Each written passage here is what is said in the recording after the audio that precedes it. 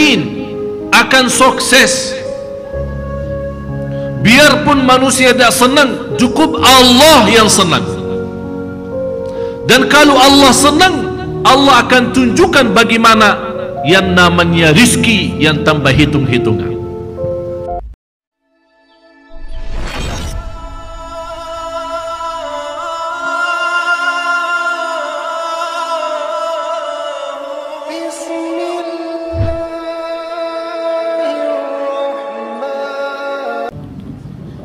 Assalamualaikum warahmatullahi wabarakatuh.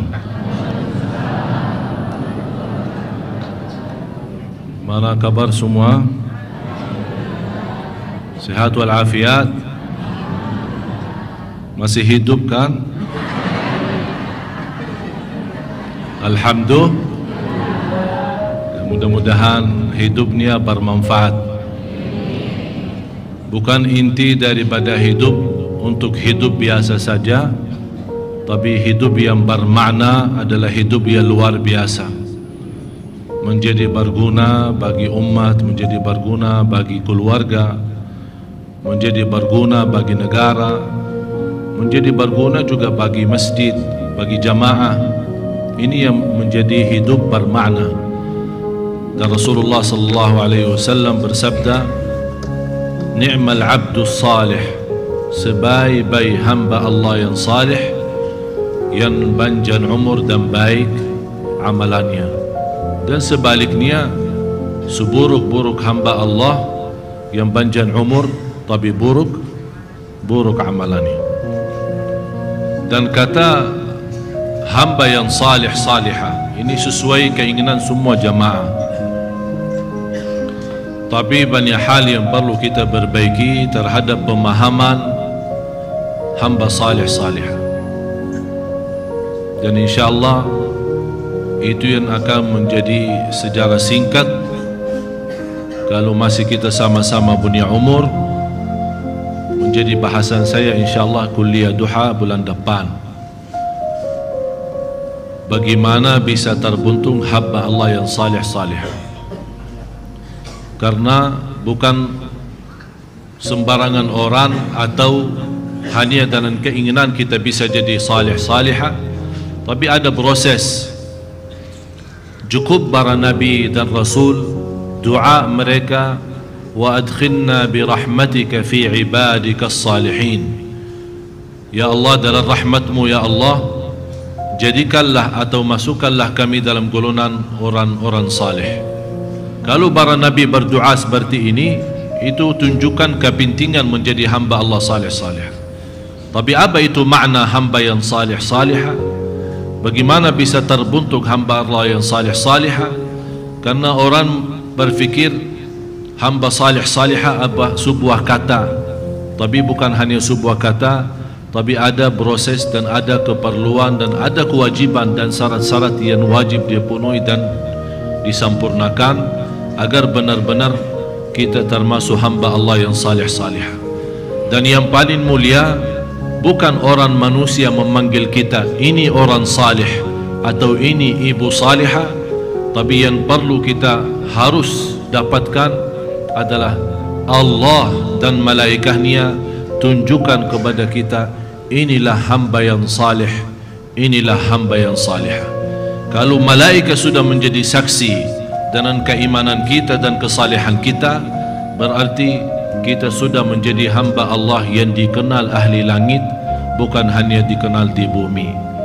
Dan itulah targetnya ulama. Sedihnya ulama kalau dia merasa terkenal di bumi, membuat mereka sedih, bukan senang, karena dia takut jangan sampai saya terkenal di muka bumi tapi tidak dikenal sama siapa-siapa di langit. Dan orang-orang yang Allah milihkan dan menjadikan mulia di sisi Allah subhanahu wa ta'ala. Alhamdulillah, ashhadu an la ilaha illallah wa ashhadu anna Muhammadar Rasulullah. Allahumma salli ala Sayyidina Muhammad wa ala ali Sayyidina Muhammad.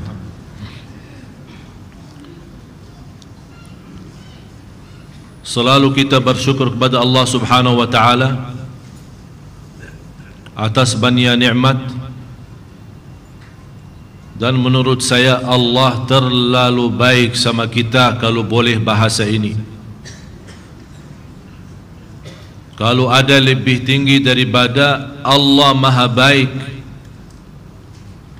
dan kebaikannya Allah sama kita tidak ada batasnya. Tapi manusia yang sangat zalim dan sangat kafir,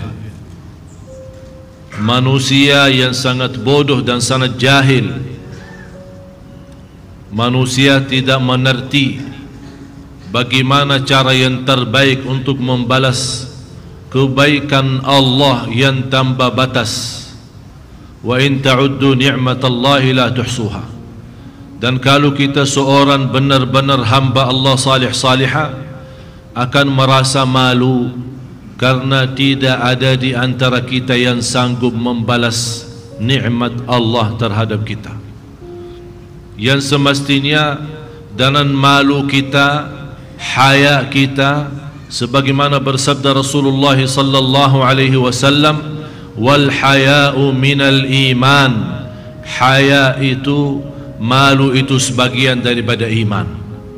Kalau orang tidak pernah ada rasa malu, artinya rasa malu terhadap Allah karena banyak kekurangannya.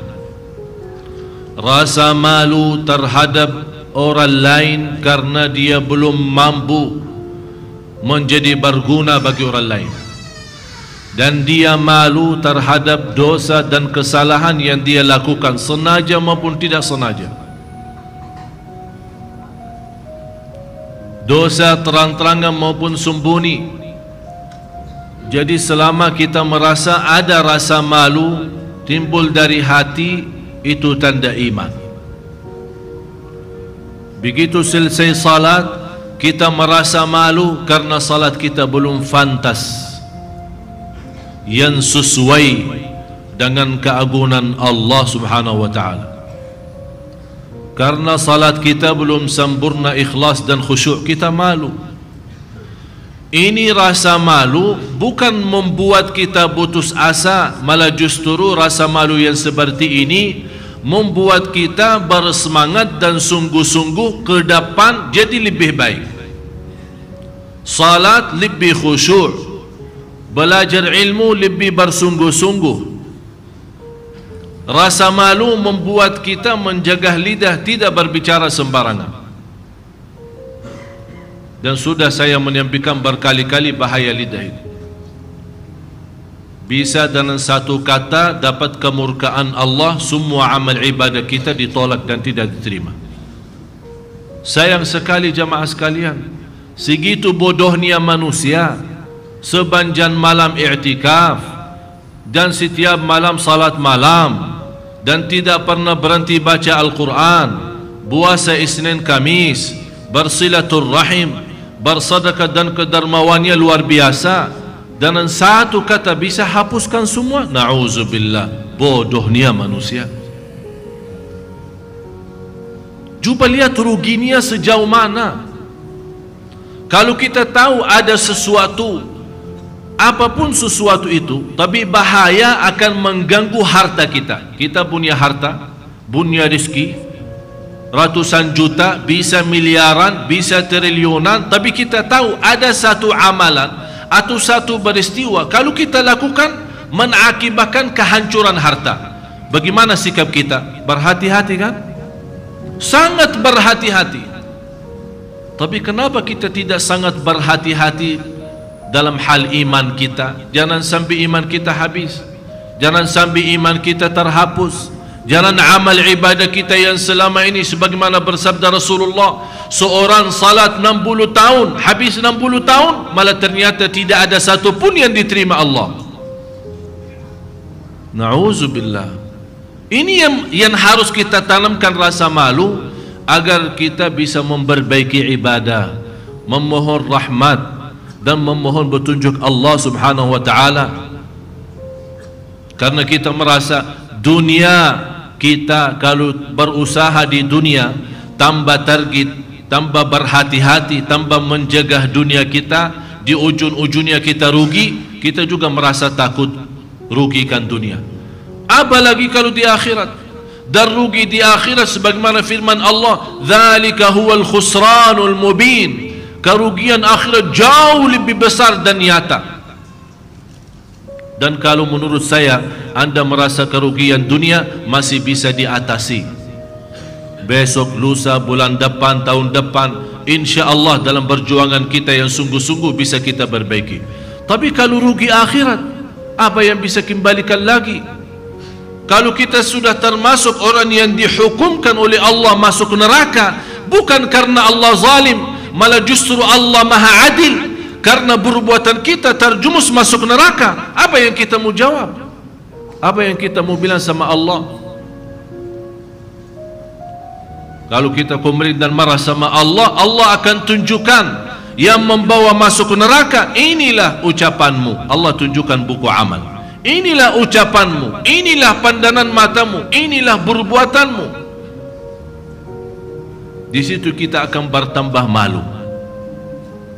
Habis Allah tunjukkan kekurangan dan kesalahan kita yang belum kita sadari sampai kita mati, belum kita segera bertaubat. Tapi subhanallah, karunia Allah jamaah sekalian bagi kita, kalau kita bertaubat, Allah tidak peduli berapa banyak dosa kita. Allah tidak mau tahu berapa jumlah dosa kita. Intinya taubat, Allah janji semuanya diampuni Allah. Cukup Allah berfirman di hadis qudsi, ya ibna Adam, لو أتيتني بقراب الأرض خطايا ثم لقيتني لا تشرك بي شيئا لأتيتك بقرابها مغفرة. Wahai anak Adam, kalau engkau datang membawa sepenuh bumi dosa. Waktu saya baca hadis ini, hadis qudsi, saya mau bayangkan manusia yang bisa punya dosa sepenuh bumi, tidak bisa terbayang. Dan tidak mungkin ada seorang manusia, biarpun dosanya segitu banyak, tidak mungkin bisa mempenuhi bumi ini semua. Bumi ini luas, belum tentu dosa semua manusia mengisi bumi semua. Tapi coba bayangkan, kalau satu orang dosanya sepenuh bumi, tapi dia bertemu dengan Allah masih beriman, dan dia malu sama Allah, jauh dari perbuatan syirik, Allah janji, la ataituka biqurabiha maghfirah, yang dosa yang menjadi sepenuh bumi aku ganti menjadi ampunan semua. Semua diampuni Allah SWT. Segitu murahnya Allah dan segitu lembutnya Allah, dan terlalu gampang soal ampunan dosa bagi Allah. Sangat mudah. Malah justru kalau kita punya dosa dan salah, Allah masih bertahan, tidak menghukumkan kita.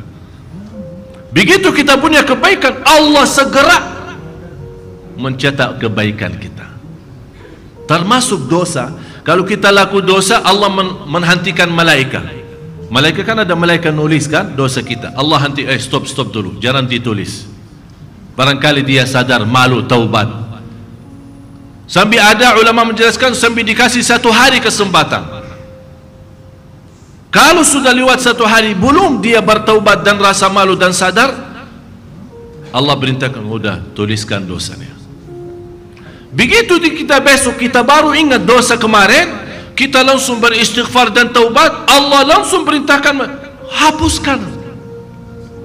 Segitu gampang bagi Allah ampunan dosa itu. Masya Allah, ini ada Jabir. Assalamualaikum.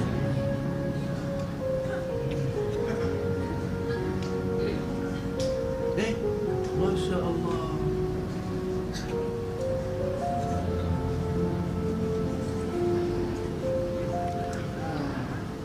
Ini adik saya sama istrinya. Ya, silahkan duduk.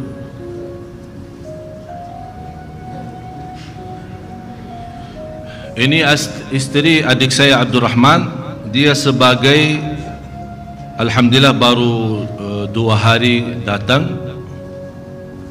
Mudah-mudahan insyaAllah kedatangan beliau bisa menjadi bermanfaat bagi kita, dan beliau menjadi salah satu ketua majlis Al-Quran bagi muslimat di kota Madinah. Dan Masya Allah punya keahlian dalam bidang mengajar Al-Quran, terutama khusus untuk ibu-ibu yang buta huruf. Mulai dari guru menajar Al-Quran, karena beliau memiliki kesabaran dan perjuangan luar biasa, akhirnya diberikan kepercayaan, naik ya, istilah naik jabatan ya, sampai Masya Allah sekarang diberikan kepercayaan sebagai ketua majlis muslimat untuk menajar Al-Quran. Ya, bisa dimanfaatin beliau, insya Allah saya harap masih bertahankan selama 6 bulan. Saya bilang tidak boleh pulang. Ini ada suaminya di sini, adik saya Abdurrahman.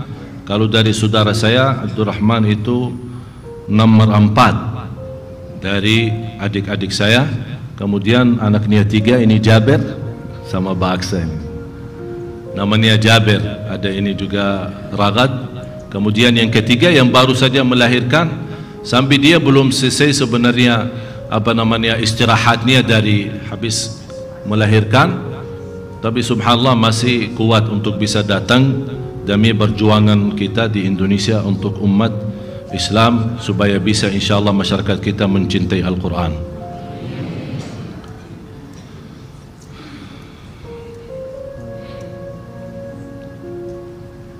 Jadi jamaah sekalian yang dimuliakan Allah subhanahu wa ta'ala, jadi seberapapun dosa dan kekurangan kita harus kita akui. Itu yang paling penting. Ini yang pertama. Dalam hal taubat dari dosa maksiat, yang paling utama harus kita akui. Jangan kita merasa saya tidak salah, saya tidak pernah berbuat dosa, niat saya baik, tujuan saya bukan begini, bukan maksud saya begitu. Tidak usah bermain-main sama Allah. Akuilah dosanya, tidak masalah. Malah justru Allah senang kalau kita akui dosa kita. Jadi sebelum kita minta ya Allah ampuni, harus kita iqrar. Iqrar dosa. Ya Allah, saya akui memang saya laku ini. Ya Allah, memang saya salat saya belum sempurna. Ya Allah, saya masih suka berbicara A, bicara B, bicara C. Ya Allah, saya masih suka ikut campur urusan orang lain. Ya Allah, saya masih suka iri dan dengki dan hasud. Ya Allah, sebutkan kekurangannya, dosa-dosanya, tunjukkan. Allah Maha tahu. Tapi kalau kita sebutkan sendiri, dan saya perhatiin kepada jemaah, tidak boleh sebutkan dosa kita sama siapapun, hanya kepada Allah. Biarpun itu syekh, ustadz, kiai, ulama, habib, tidak boleh kita sebutkan dosa kita. Kalau kita minta didoakan, ya minta didoakan. Habib, syekh, kiai, saya banyak dosa, tolong doanya, doakan saya supaya Allah rubahkan hati saya.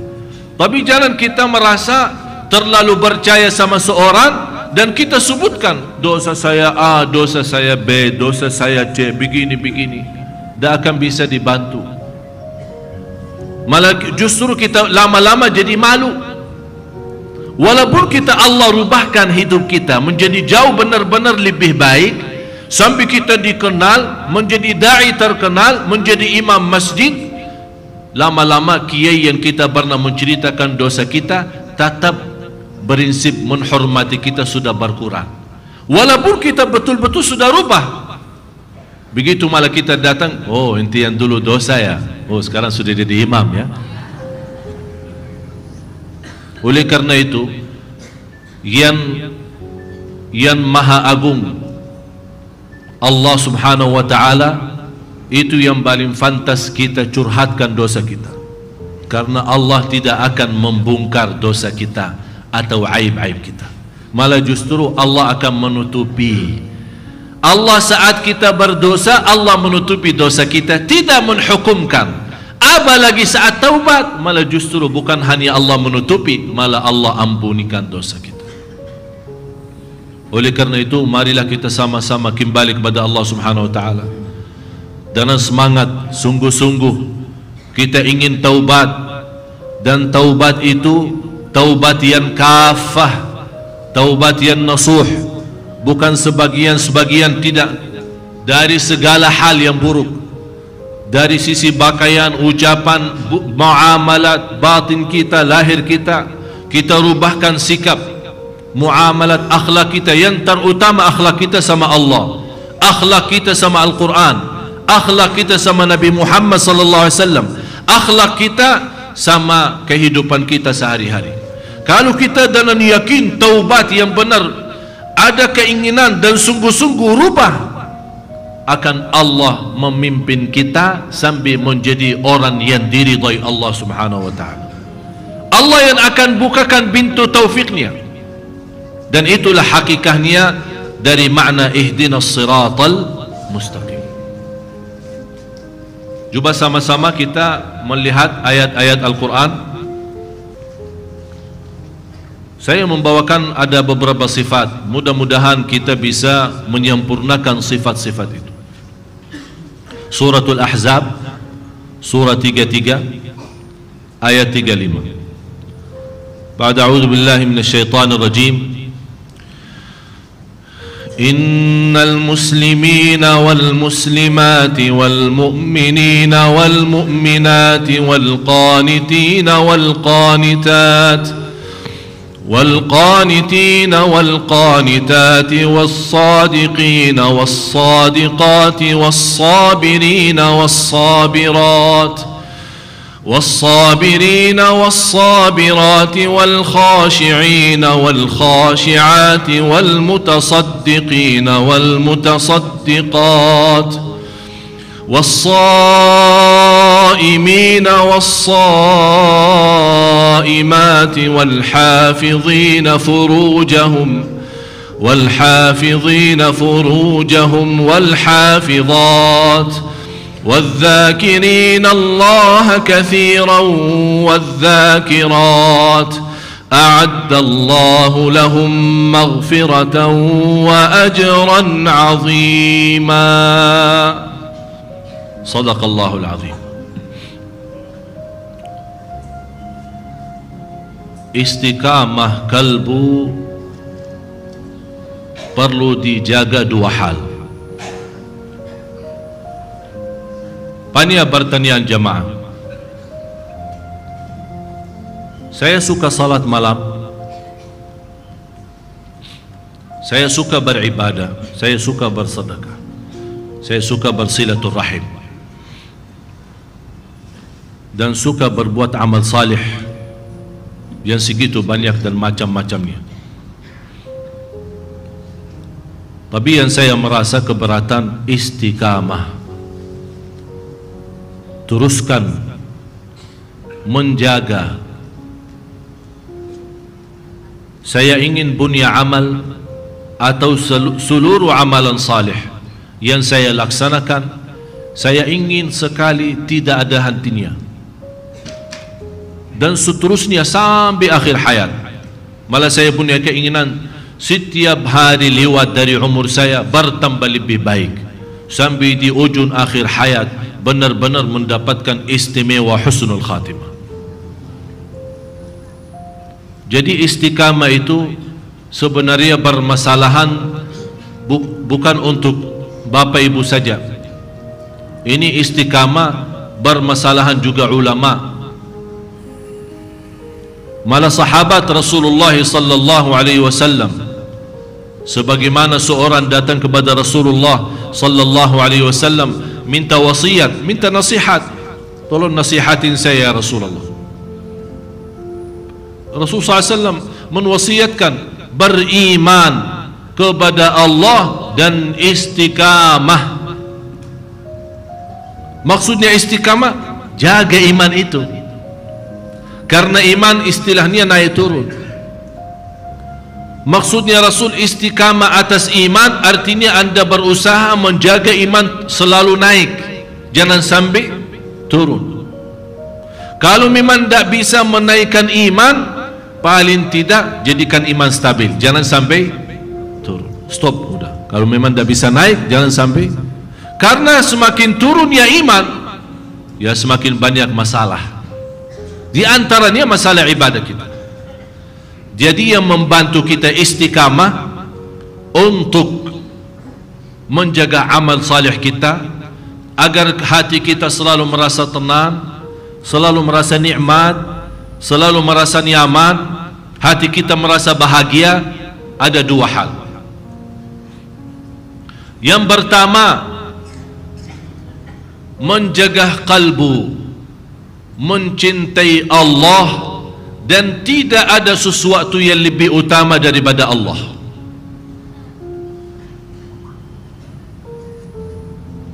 Datang waktu ibadah sama waktu dunia, mana yang lebih utama? Ibadah. Kalau anda mendahulukan ibadah, berarti anda mendahulukan cinta Allah. Kalau ternyata ibadah gampang, nanti ajalah, kan bisa, masih waktu panjang. Lama-lama akan tanpa anda rasa, akan cinta Allah mulai berkurang dalam hati kita. Oh fantas, tiba-tiba tidak bisa salat malam.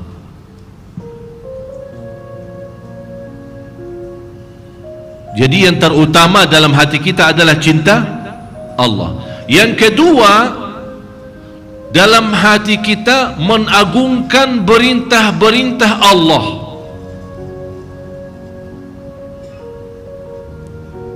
Kalau kita mengagungkan perintah Allah, itu otomatis akan kita mengagungkan Allah. Dan tidak akan bisa kita mengagungkan Allah kalau belum kita mengagungkan dan mengutamakan perintahnya. Misal contoh, kita dengar azan.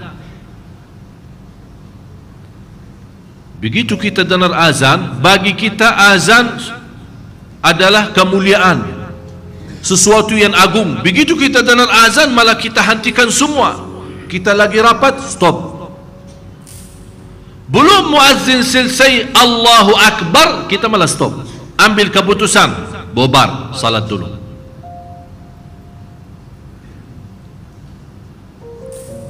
Saya kemarin, tadi malam baru pulang dari kota Lampung. Saya bertemu di sana satu perusahaan, subhanallah, luar biasa. Dan saya yakin orangnya itu sukses, pasti karena perbuatannya. Semua karyawan pas waktu azan stop. Malah dia buat sistem di dalam dia punya sistem komputer. Jadi walaupun karyawannya lagi asik kerja, dia sudah ada sistem kalau sudah masuk azan, ting off semua.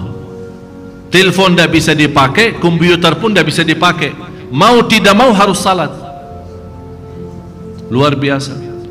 Malah justru sampai ada tamu-tamu yang suka datang atau telepon ke kantor, sampai ada yang komplain sama bos, kau dah telepon dah ada yang angkat berkali-kali. Enti telepon jam berapa? Jam 12. Oh maaf pak, waktu salat. Jadi tak bakal ada yang layani. Jadi pas waktu salat jangan bapak telepon, jangan datang ke kantor karena kantor tutup, close, tak ada.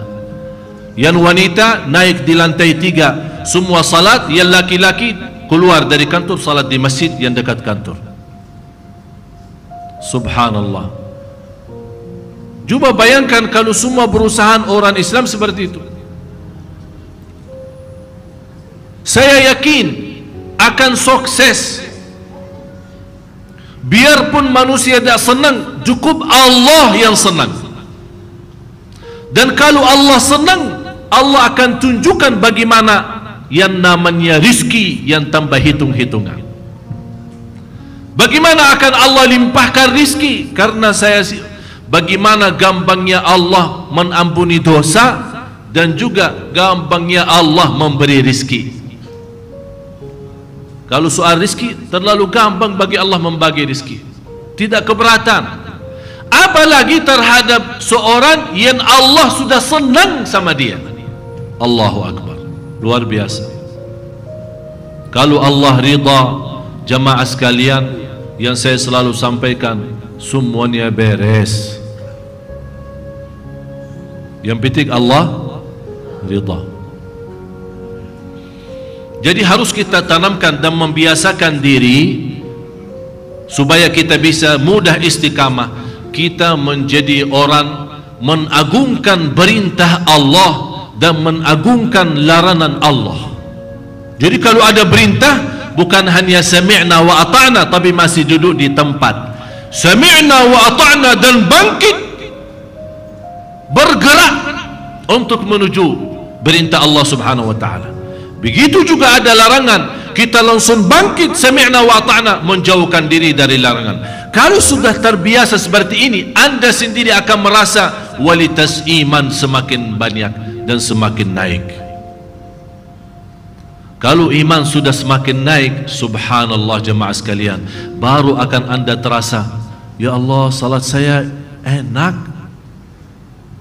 Padahal saya sudah lama salat, tapi kok sekarang mulai enak.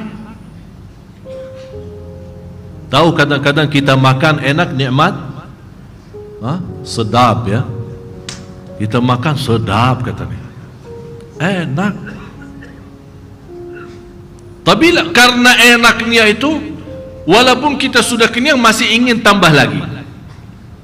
Kalau bukan rasa malu karena banyak orang, ini orang tambah-tambah terus, malah kita ingin tambah lagi, saking enaknya. Sama dari rasa enak makanan, ada juga enaknya salat.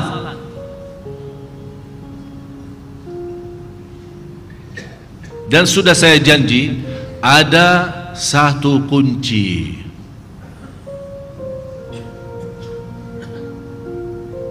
Saya simpan, dan saya simpan dalam satu amplop khusus yang menjadi insyaallah persiapan menjadi hadiah untuk jamaah sekalian. Apa itu? Ya, apa yang di dalam amplop itu? Ada kunci. Kalau kita bisa kenal kunci ini, insyaallah salat kita bahagia. Itu yang saya inginkan, namanya inna salata tanha 'anil fahsya'i. Bagaimana saatnya salat kita memimpin menjaga dari fahsya dan munkar. Kalau salat kita belum mampu menjaga fahsya dan munkar, mohon maaf, kita belum salat.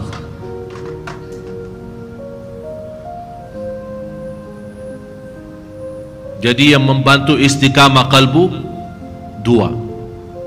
Yang pertama apa? Dalam hati mendahulukan segala sesuatu demi cinta Allah, mendahulukan perintah Allah, mengagungkan Allah. Tidak ada yang lebih utama daripada Allah, tidak ada yang lebih utama daripada Rasulullah, tidak ada yang lebih utama daripada iman, Islam, masjid, salat. Yang lain-lain gampang bisa diurus. Utamakan ini, Allah yang uruskan yang lain. Kalau kita sibuk urus yang lain, hancur ini dan hancur yang lain. Yang kedua, biasakan diri mengagungkan perintah Allah.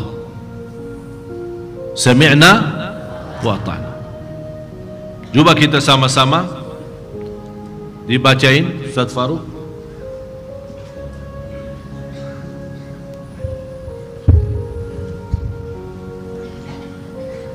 Sesungguhnya laki-laki dan perempuan yang muslim, laki-laki dan perempuan yang mukmin. Kalau muslim mukmin memang beda.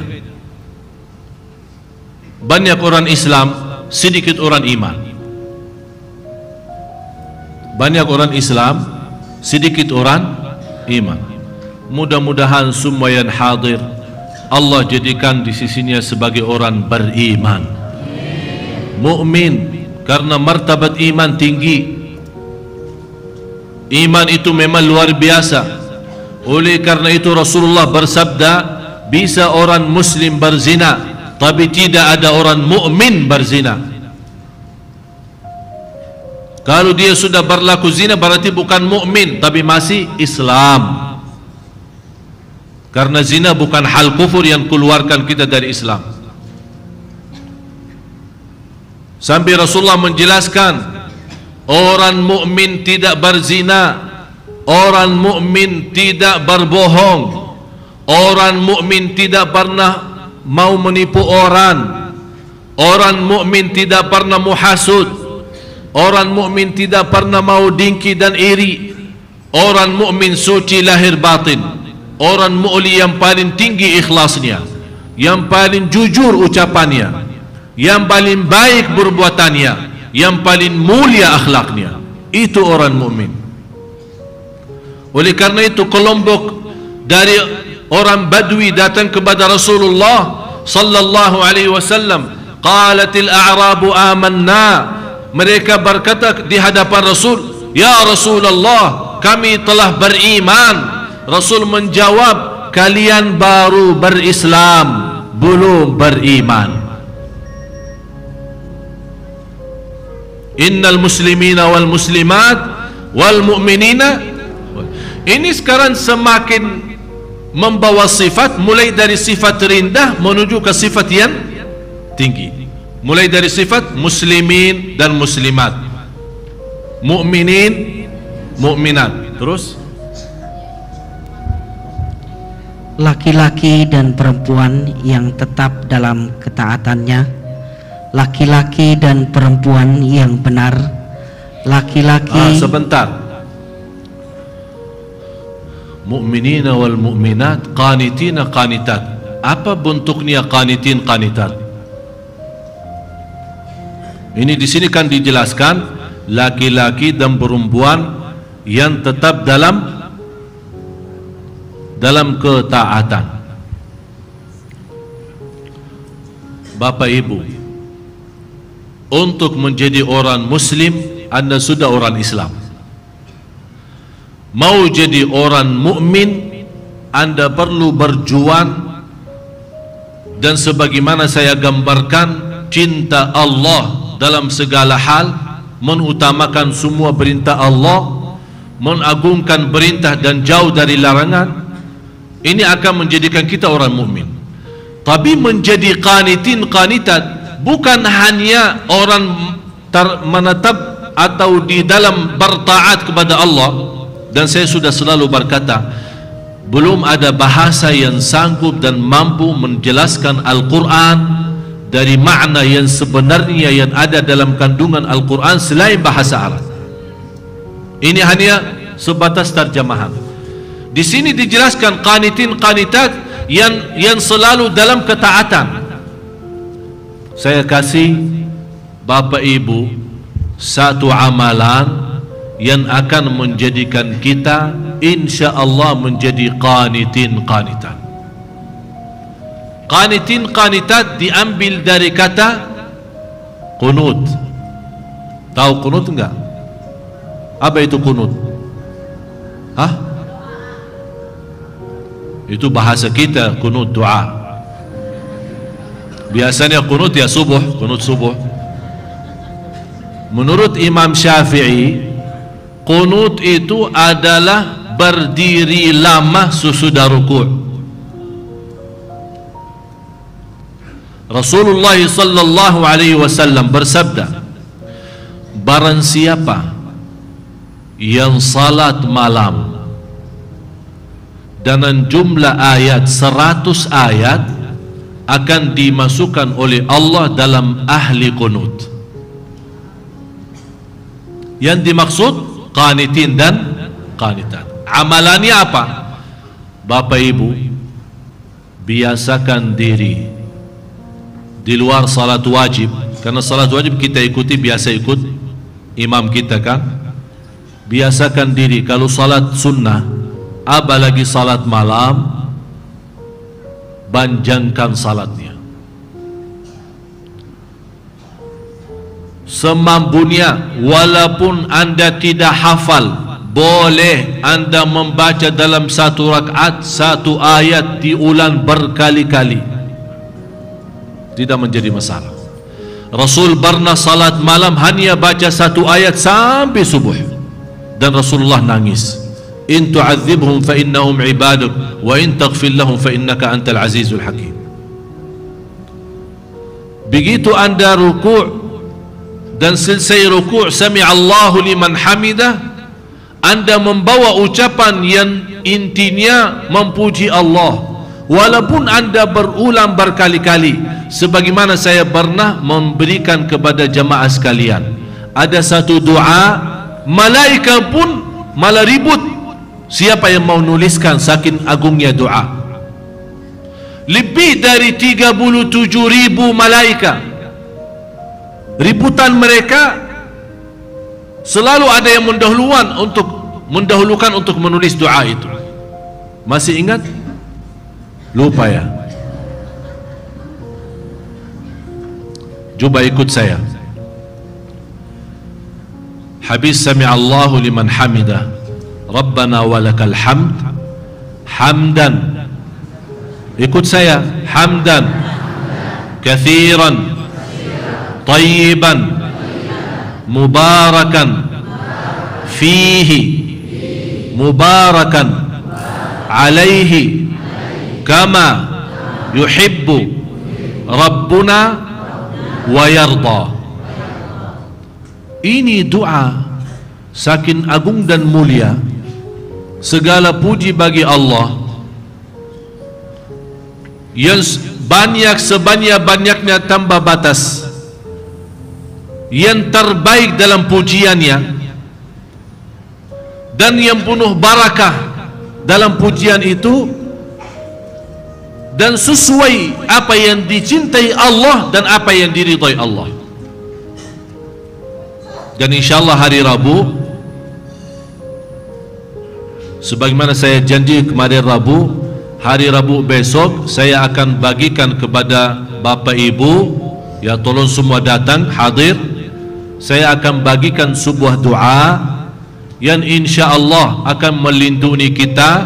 Ini ada ayat sama zikir sama doa yang melindungi kita dari hati yang iri, dari hasud, dari dengki, dari kejahatan orang, dari sihir, dari godaan syaitan. Kalau ada orang sakit hati mau bikin macam-macam gangguan atau apa, insyaallah dengan amalan ini akan Allah lindungi. Jangan takut. Biarpun semua syaitan di seluruh Indonesia berkumpul untuk menggoda kita, jangan takut. Ini luar biasa amalan itu.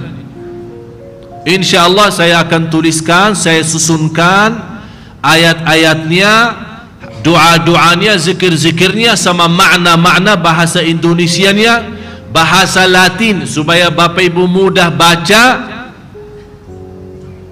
Ini tolong dijaga.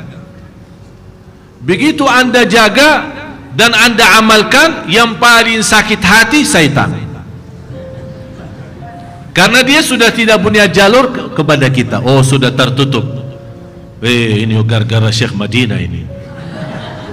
Ya, karena syaitan suka goda. Dia tidak akan berhenti menggoda kita sampai akhir hayat. Tapi dengan amalan ini, insyaallah Bapak Ibu serta keluarga dalam lindungan Allah. Dan insyaallah saya akan di dalam doa itu, di luar amalan itu, saya akan tambah doa ini ya, yang baru saya bacakan. Ya, nanti saya akan tuliskan, susunkan, supaya insyaallah anda bisa amalkan dan bisa hafal. Siap? Berapa mau bayar?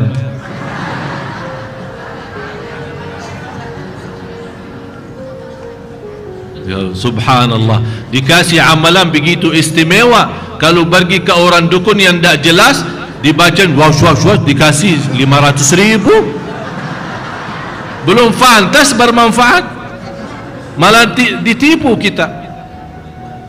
Ini sekarang sudah jelas dikasih amalan Quran yang insyaallah syaitan pun akan sakit hati, malah dibayar ketawa aja.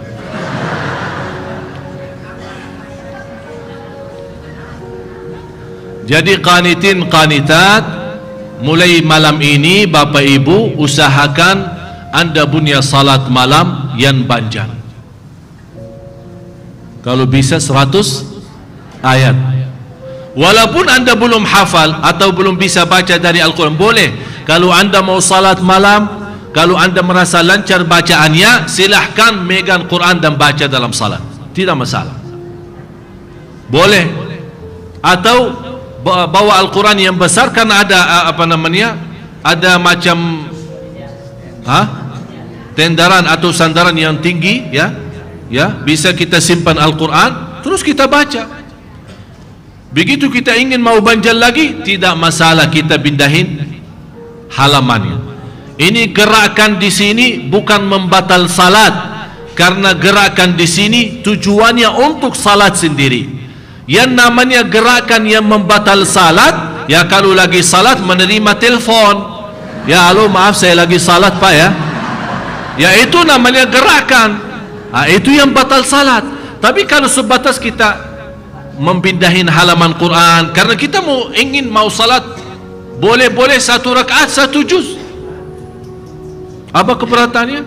Ini masalahnya tidak akan jadi sekaligus ya. Jadi kalau kita ingin, ya Allah kapan saya bisa satu rakaat, Khalifah Harun al-Rashid dalam satu hari dan satu malam 100 rakaat, sunnahnya belum wajib. Jumlah salat sunnah 100 rakaat. Dia khalifah, pemimpin. Fantas mereka bisa membawa umat Islam maju. Oleh karena itu jamaah sekalian, masalah salat malam, Anda ingin menjadi salat malam yang banjan supaya kita termasuk qanitin qanitat, tahap sedikit demi sedikit. Jangan langsung malam ini habis Anda mendengar ceramah, ya Allah saya merasa hari ini Syekh Ali suntuk iman saya, wih semangat. Begitu pulang ke rumah satu rakaat satu juz, habis itu binsang malah. Jangan begitu, semangat boleh tapi aturkan pelan-pelan. Bagus kita punya semangat, bagus, tapi aturkan semangatnya sedikit demi sedikit. Allah tahu niat kita, insya Allah sedikit tapi nikmat enak. Allah tahu jauh lebih besar dari banjan-banjan tapi malah kita pusing, tidak tahan lama ya. Jadi boleh saat kita salat malam megang Quran. Kalau kita ada Quran kecil atau Quran besar kita taruh di depan mata kita, kita boleh baca terus pindahin sedikit demi sedikit sampai kita merasa puas membaca banjang. Begitu kita sami Allah hamid rabbana walakal hamd, membaca doa yang saya tadi sampaikan berkali-kali, malaika malah meriput malaika siapa yang menulis, saking agungnya doa ini. Coba bayangkan kalau malaika ribut menuliskan doa ini, berarti ini tanda doa itu sangat istimewa di sisi Allah Subhanahu wa taala. Terus laki-laki dan perempuan yang benar, laki-laki dan perempuan yang sabar, laki-laki dan perempuan yang khusyuk. Kembali sadiqin, habis ketaatan. Sadiqin, laki-laki dan perempuan yang benar. Yang benar, yang jujur. Jujur. Tujuannya daripada ibadah jujur karena Allah Ta'ala. Lillahi. Jadi niatnya ibadah, silaturrahim, bermulia akhlak, ini karena kejujuran, kebenaran, karena Allah, bukan karena siapa-siapa. Dia bukan mencari kesenangan orang, kesukaan orang, dia tidak peduli orang, tapi dia peduli Allah. Kalau Allah senang, semua akan senang. Kalau Allah ridha, semua akan lancar dan semua akan ridha. Itu prinsipnya. Jadi jujur, sadiqin. Ini sekarang Bapak Ibu semakin masuk ke dalam sifat ini, semakin tinggi martabatnya, semakin tinggi. Terus wassabirin wassabirat, laki-laki dan perempuan yang sabar. Proses iman, qanitin qanitat, sadiqin sadiqat, perlu sabar. Oleh karena itu fantas Allah jadikan kesabaran habis perjuangan ini. Islam, iman, qanitin qanitat, sadiqin sadiqat, baru sabar. Karena dari kemuliaan sabar, setelah Anda berjuangkan Islam, iman, qanitin, qanitat, sadiqin, sadiqat, dan berjuangan pasti akan menghadapi keberatan, susah, belum sempurna, belum ini, belum itu, tapi sabar terus, tidak pernah putus asa, masih terus menghadapi semua kekurangan dan kesulitan, dan sabar, sabirin, sabirat akan membawa Anda menjadi khashi'ina khashi'at. Orang yang susah khusyuk dalam ibadah, dia termasuk orang yang tidak biasa sabar. Kenapa? Karena menuju martabat khusyuk dalam ibadah, dalam zikir, dalam salat, ini perlu proses. Khusyuk tidak bisa langsung datang, tapi ada proses awal. Ini proses pasti ada rasa bosan. Ya Allah, sudah bertahun-tahun tapi tidak bisa-bisa khusyuk. Tapi tetap kita masih berusaha. Ini berarti anda sabar. Allah melihat kesabaran kita benar sabar. Oh, muncul mulai. Ya Allah, kali ini saya merasa kok ada khusyuk, ada enak, ada nikmat. Berarti nikmat daripada sabar akan dapat khusyuk. Termasuk dalam doa. Ada orang kemarin SMS, Ustaz, saya sudah berdoa berkali-kali, tapi saya rasa Allah belum kabulkan. Saya bertanya, sudah doa berapa lama? Ya, baru 1 bulan kah? 1 bulan. Nabi Ibrahim baru dapat anaknya Nabi Ismail, sudah 80 tahun berdoa. 80 tahun berdoa dan tidak pernah Nabi Ibrahim berkata, kenapa Allah tidak menerima doa saya? Ini baru 1 bulan sudah pusing doa. Sabar supaya dapat khusyuk dalam doa. Ini inti khusyuk dalam doa, membuat kita nikmat. Ternyata indahnya jamaah sekalian, khusyuk dalam doa membuat kita walaupun tidak diterima doa kita nikmat. Kenapa? Karena doa itu sendiri sudah nikmat. Jadi kita nikmat, ya Allah, biarpun tidak diterima, cukup saya lagi nikmati doa. Saya senang doa, itu namanya khusyuk dan keindahan doa. Ini perlu sabar. Kemudian habis khasyi'in khasyi'at, laki-laki dan perempuan yang bersedekah. Ternyata jemaah sekalian, ini semua proses tahap demi tahap. Oleh karena itu fantas kalau saya mengajak jemaah semua untuk bersedekah, apalagi habis salat, apalagi habis ibadah. Anda semua dari tadi malam i'tikaf kan? I'tikaf, banyak ceramah, baca Quran, salat subuh berjamaah, baca Quran lagi, tilawah, tahsin, ikuti imam, kemudian salat duha. Ini kan panjang, tapi anda masih sabar? Hah? Coba angkat tangan yang sabar. Masih sabar? Masih kuat? Teruskan sampai zuhur. Lanjut.